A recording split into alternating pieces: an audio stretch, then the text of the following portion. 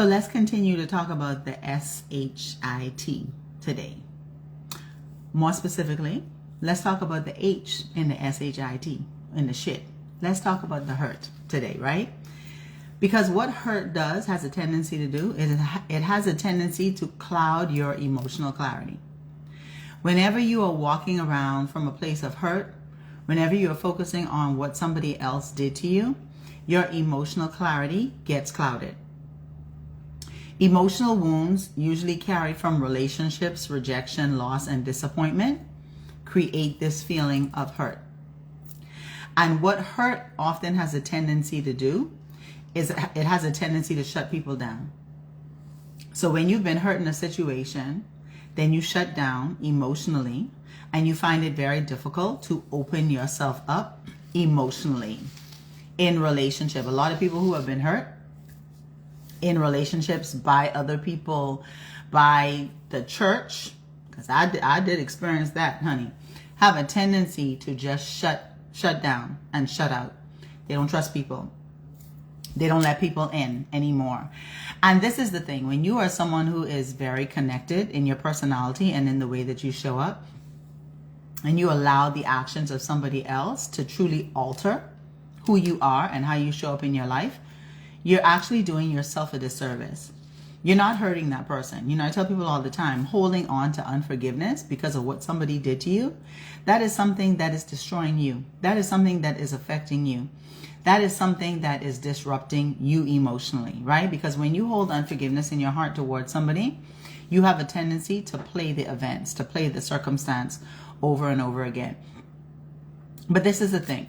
You don't have any control over other people's actions. You will never have control over the actions of other people, but you will always have control over how you respond to what somebody else does. And can I tell you something that I learned in my life? Sometimes the most powerful response is no response at all. There's a quote, silence is a virtue. Sometimes the most powerful response for you is no response at all. Everything does not need to be responded to. Everything don't need a response. Sometimes you protect yourself emotionally more by not responding to them, but respond to you. Sit down with yourself and ask yourself some serious questions like, why am I hurt by this situation? What is it about this situation? What is it about what this person did that is actually affecting me? What is it? And why? Because if right now I'm being emotionally disrupted, why am I allowing the behavior, the actions of somebody else to cause this type of disruption to myself, right? Because again, your thoughts are yours. Your feelings are yours. So you have control over those. You don't have control over how other people think. You don't have control over how other people feel. But you absolutely have control over your thoughts and your feelings. And if you say that you don't, then what you're doing is you're giving your power to other people. And as long as you give your power to other people will always have the power to affect you. And usually negatively, right? So we have to learn how to take personal responsibility for how we show up in our lives, how we show up in our relationships, how we show up in situations, how we show up in circumstances. But this is the powerful awareness. You don't have to deal with other people's shit.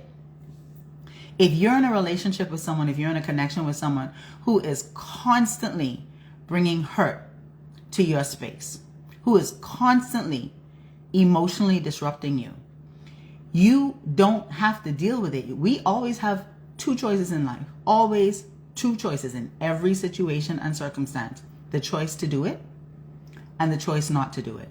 And if you are choosing not to do it, then you are choosing to do it.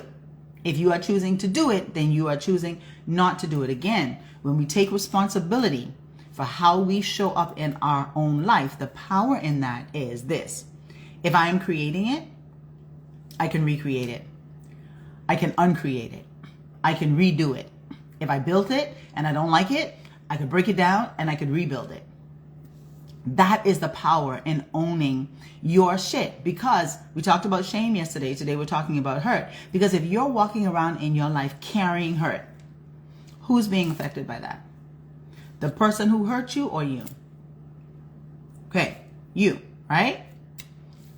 had the right answer. And so if you are being affected by it, then what do you choose to do with the effects that are happening right now?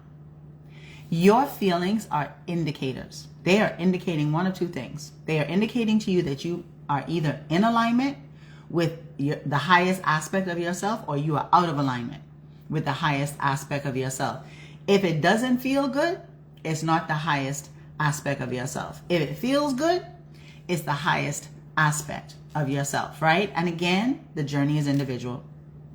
So only you get to determine what is good for you. Somebody else doesn't get to determine that. But so often, because we want to be accepted, because we don't want to be rejected, because we want to please people, we often allow other people to have a say or have some semblance of control in how we're showing up in our lives. Comes a point where you got to sit down with yourself and ask yourself this question: what's important for me? What aligns with what's important for me? What is in my life that does not align with what's important for me? And then you get to make a decision. You get to make a choice. And again, it's your life. So at the beginning of the day and the end of the day, you're living with whatever it is that you're creating. And if you're not creating intentionally, you are creating in default. But best believe you're still creating.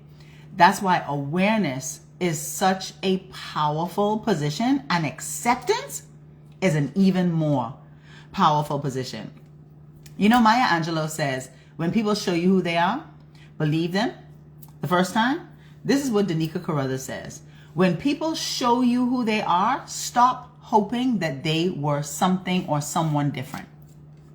When they show you a particular behavior, stop hoping that they would behave differently. Stop hoping that they would treat you differently when they're showing you that they have no regard for you and how they treat you. Because again, you are responsible for what you allow. You're responsible for what you disallow. And often, and I know I can say this in my own life, honey, every time that I have been hurt in some sort of situation or relationship, you know the reason why I got to that place? Because I ignored the red flags. Because red flags always present themselves. People will always show you who they are. Always.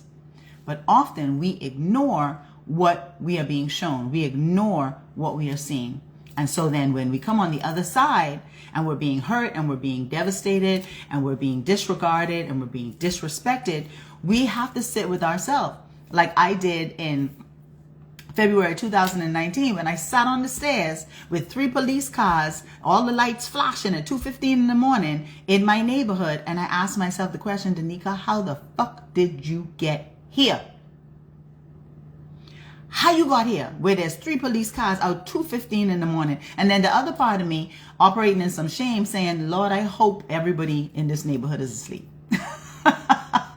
Right? But I didn't focus on that shame, honey. I focused on what decisions and choices I need to make so that this shit don't happen again. And I did, but I had to come face to face with myself because I was there in that position. How the fuck I got there was because I ignored the red flags. I ignored the behaviors. I ignored being called out of my name. I ignored being told hurtful things, right? So when you ignore the hurt, then you give permission for the hurt to continue.